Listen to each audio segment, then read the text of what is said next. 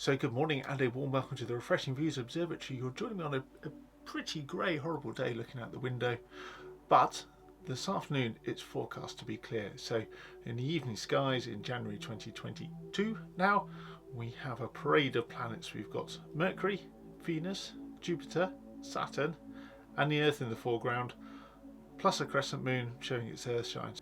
So I'm going to drive up to nearby Stonehenge and I'm going to photograph that sunset scene, and as the sun sets you then have that beautiful band of sort of gold sunset, blue sky, then dark blue sky with those planets all laid out in a line, plus that crescent moon as well.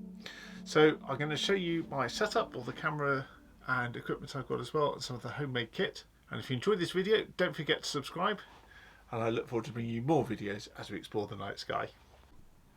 So here's everything laid out on the table. Most important of course is the camera, and I've got a Canon 77D.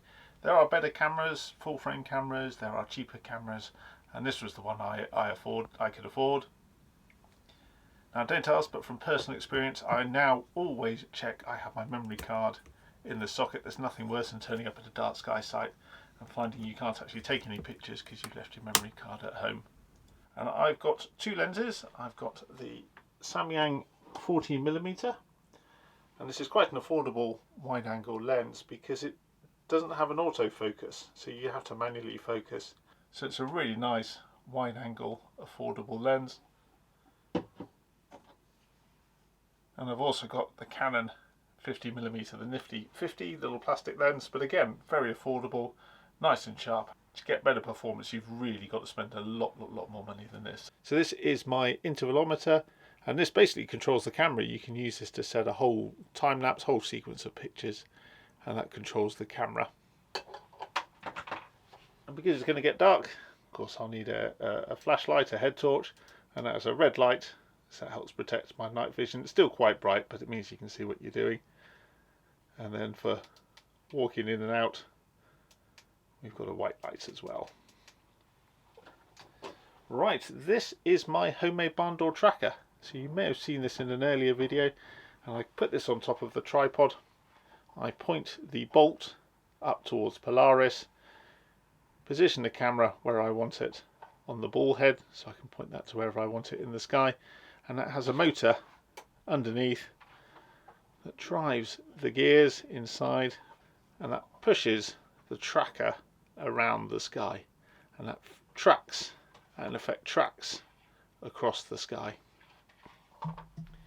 And to make sure I'm aligned, effectively polar aligned, I have a very high-tech polar alignment, which is an old biro. So I put that in there and then check that I can see Polaris through the finder scope. I do also have a conventional right angle finder, which then, oops, I don't knock the dust cap off, which then goes in there, and then I can use that to get a much more accurate polar alignment. So just being able to see Polaris through the, I guess I could call this a biroscope, polar scope, is often sufficient. As a ridiculously oversized control box, I really need to reduce it down. All it needs is the on-off switch and the speed controller. It doesn't really need any more than that, so I need to reduce that down in due course. But that powers the motor. So this is the dew heater. I'll wrap this around the lens, and that stops the lens getting damp and the dew forming as the night gets colder. And that's the little control box, the little on-off switch, and that powers the dew heater.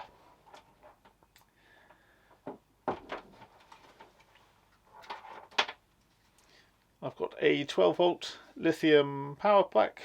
I can't remember who made that. A Talent Cell 12-volt power pack. It's amazing. I mean, it's smaller than a paperback book, and yet that powers this kit for hours. I've never run out of battery, even on a cold night, using this for a few hours, and that's running both the tracker and the dew heater. And that'll all is in my camera bag on the side. Right, I'm going to show you the tripod now. This is probably the highlight of what I've been up to over Christmas. So this is the very high-tech polar alignment wedge, my paw I'm calling this, a polar alignment wedge. And as you can see, it's very high-tech, consisting of basically bits of plywood. And what I've done, I've put a 3/8 inch nut, I've epoxied that in there, and that then screws onto the tripod. So what I find was happening, I was setting up the mount on the conventional camera tripod, but it's kind of wobbly. The head was never quite secure. So I had the weight of the camera, the tracker, the ball head mount, and this was all causing the thing to shuffle. And I was trying to line up on Polaris, and every time you moved to center Polaris in the little polar scope, of course the thing was wobbling as well, so you're never quite too sure if you'd set it up correctly.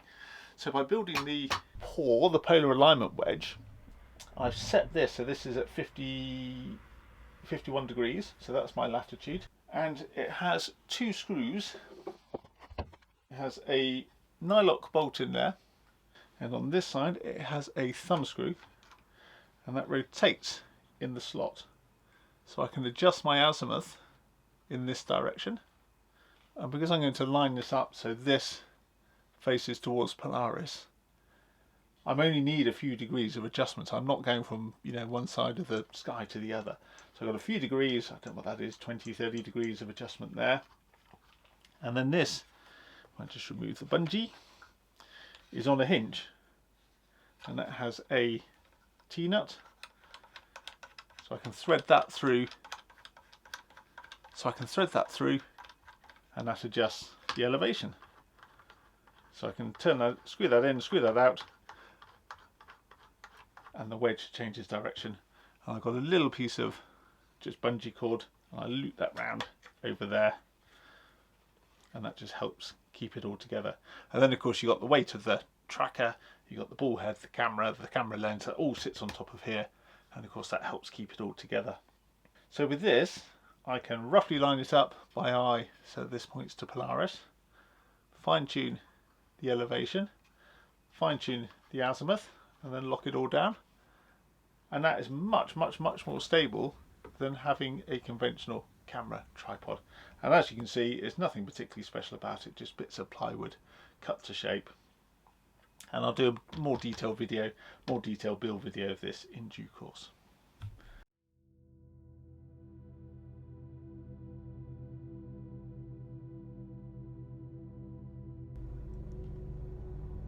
So I've just pulled off the main road. I'm now on the A303. As you can see, it's a pretty busy road, so quite terrifying as you leave it. So I'll go and park up now, get the kit ready, and we'll go and catch some of these planets. So as you can see, it's now sunset. I'm setting off down the path to Stonehenge, and I can already just see the crescent moon, which is somewhere up there somewhere. So I'll walk up the path now, and then we'll go and find Stonehenge.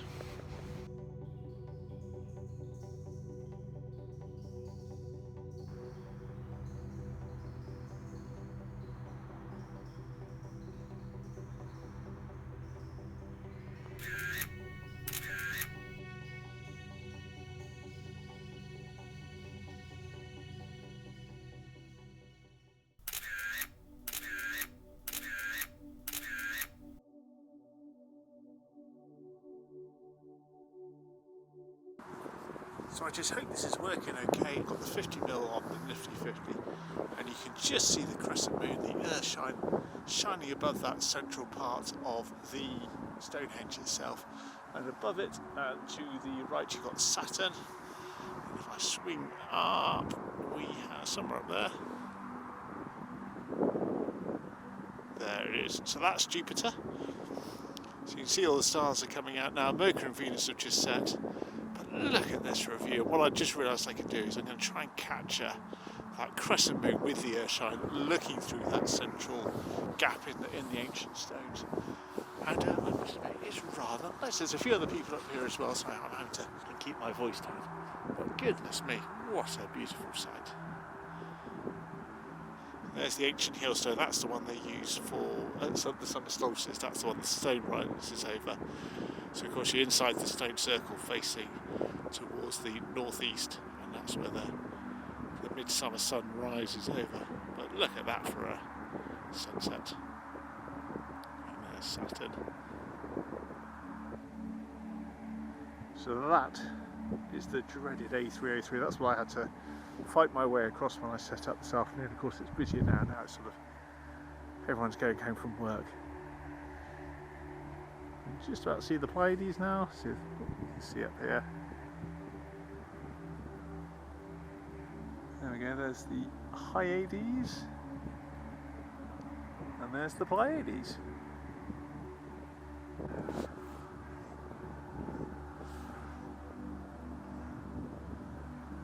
So there comes the moon now, just starting to reappear as it descends under. I can't remember what they're called now, but there is a name for the horizontal arches of the of Stonehenge. Oh, it's getting cold.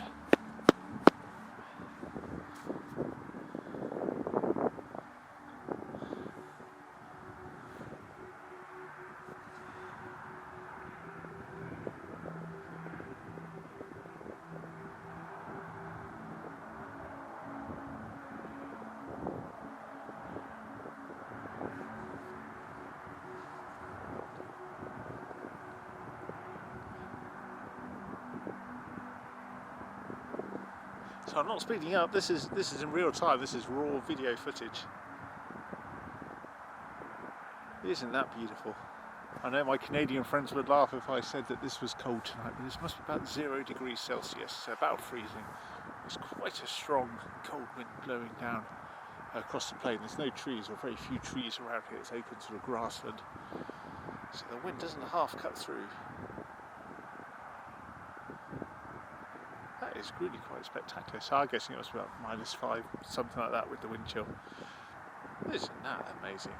So that is it's 2 minutes 15 seconds just coming up now on the camera timer for the moon to reappear underneath the horizontal beams.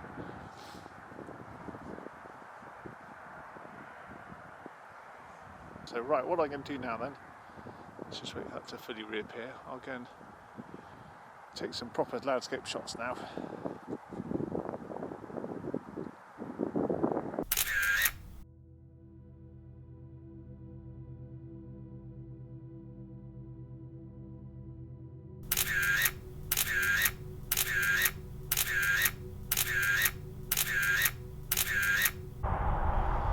So what a beautiful night, I can't believe that, watching that moon, or watching the planets first of all setting behind Stonehenge, that crescent moon with the earthshine shining through the arch of Stonehenge. That was absolutely beautiful and completely unplanned. I didn't know I was going to see that tonight, but there we go. If you don't come out, you don't get the chance to see these sights. So I thought I was going to be testing the star tracker and the new plywood polar alignment wedge, and ended up doing something completely different, which is the beauty of why we come outside.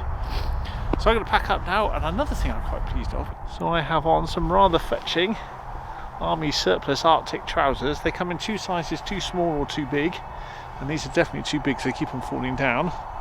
And underneath that, somewhere down there, I have my fisherman's boots on, and they're proving to be really good as well. So I haven't got cold feet, cold legs, and with the down jacket on as well, pretty warm. So good kit, beautiful skies, what more could we ask?